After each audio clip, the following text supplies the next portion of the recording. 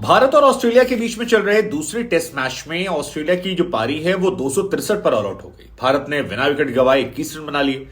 लेकिन हमें लगा कि आपको आज बताते हैं कि दिन भर के 5 बड़े मूवमेंट्स क्या रहे ताकि इस क्रिकेट मैच को आप समझ सकें। हालांकि आज कई फैंस डिसअपॉइंट हुए क्योंकि हॉटस्टार जहां पर यह मैच आता है वो नहीं आ रहा था और फैंस माथा पकड़े बैठे थे कि भाई साहब मैच कहां देखें। लेकिन 5 मैजिक मोमेंट दिन के क्या रहे जिन पर आपकी नजर होनी चाहिए वो बताते हैं। सबसे पहला मैजिक मोमेंट था चेतेश्वर पुजारा को मिला गार्ड ऑफ ऑनर। दरअसल चेतेश्वर पुजारा ने आज अपने 100वें टेस्ट मैच में कदम रख लिया है और ऐसा करने वाले इंडिया की तरफ से वो केवल 13वें खिलाड़ी है। अब यूं तो टैलेंटेड हर खिलाड़ी होते हैं लेकिन 100 टेस्ट खेलने के लिए टैलेंट के अलावा भी बहुत सारी चीजें चाहिए होती हैं जिसमें डेडिकेशन, कमिटमेंट, फोकस और ब्ला ब्ला ब्ला।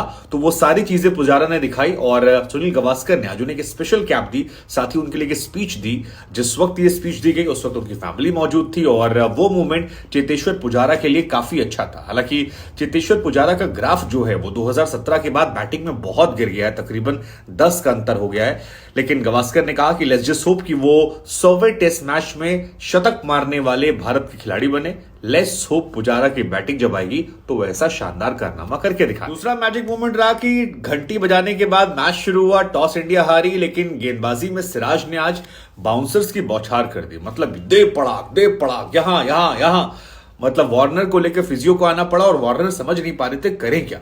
हमको याद आ गया कि जो बॉर्डर गावस्कर ट्रॉफी में ऑस्ट्रेलिया में जब मैच हुआ था तो कैसे पुजारा को 11 बार ऑस्ट्रेलियाइयों ने चोटिल किया था। आज वार्नर पर वैसे ही तड़ातड़ बाउंसर पड़ी और उसका असर यह हुआ कि वार्नर का कॉन्फिडेंस जो था वो गिर गया और वार्नर आउट होकर चले गए। हालांकि उससे पहले वार्नर आउट हो चुके थे लेकिन आज डीआरएस ने ऑस्ट्रेलिया का बड़ा साथ दिया। मैजिक मोमेंट रहा स्टीव स्मिथ और लाबुशेन का 3 गेंद के अंदर आउट हो जाना। मतलब दुनिया का नंबर 1 बल्लेबाज और दुनिया का नंबर 2 बल्लेबाज जो है वो 3 गेंद के अंदर निपट गया। और ये थोड़ा शॉकिंग था क्योंकि बड़ी तैयारियां कर रखी थी इन दोनों ने, बड़ा माहौल बना रखा था। लाबुशेन ने ऑस्ट्रेलिया से लेकर यहां तक माहौल बनाया और स्मिथ तो डेडिकेशन हम जानते हैं, लेकिन इन दोनों को अश्विन ने खा लिया। और यह हाल तब है जब अश्विन का डुप्लीकेट लेकर वो प्रैक्टिस कर रहे हैं। मतलब यार अश्विन गोट है, अब इसमें कहीं दो राय नहीं है और अश्विन ने आज एक बार फिर वो साबित कर दिया कि वो बेस्ट है। अगला मैजिक मोमेंट रविंद्र जडेजा को लेकर रहा। सर रविंद्र जडेजा वो गेंदबाज जिन्होंने कहर ढा रखा है, मतलब क्रांतिकारी गेंदबाज ये हैं और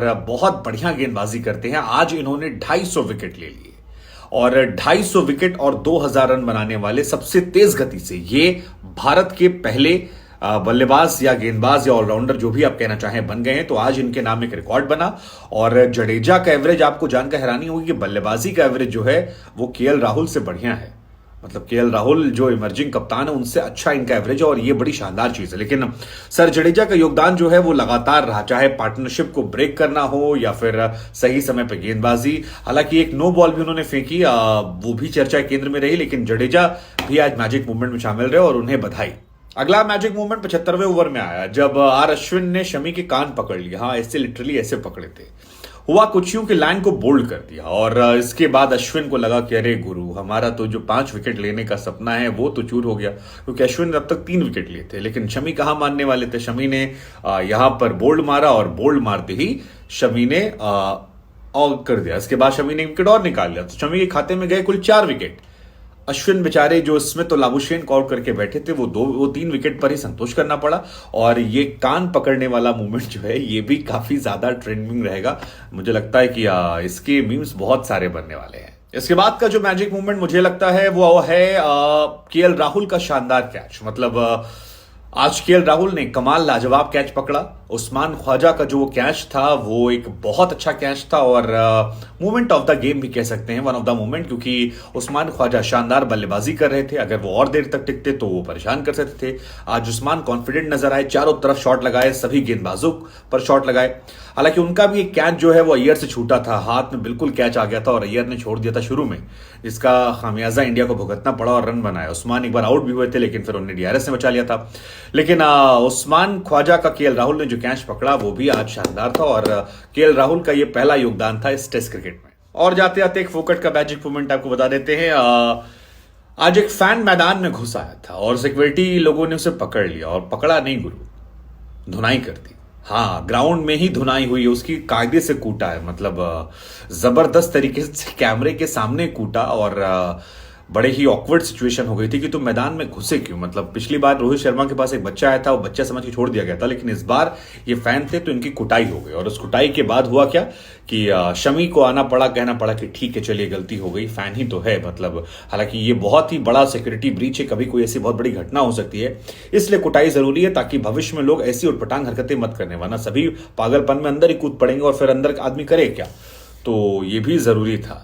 अब भारत ने विकेट नहीं गंवाए हैं और इस पिच की खासियत यह है कि नागपुर वाली पिच से ज्यादा टर्न पहले दिन से ले रही है। ऑस्ट्रेलिया ने सिर्फ एक तेज गेंदबाज खिलाया है, 3 उन्होंने स्पिनर खिलाए हैं। तो लेट्स जस्ट होप कि इंडिया जो है जिसके पास 9 नंबर तक बल्लेबाजी है वो शानदार बल्लेबाजी करे।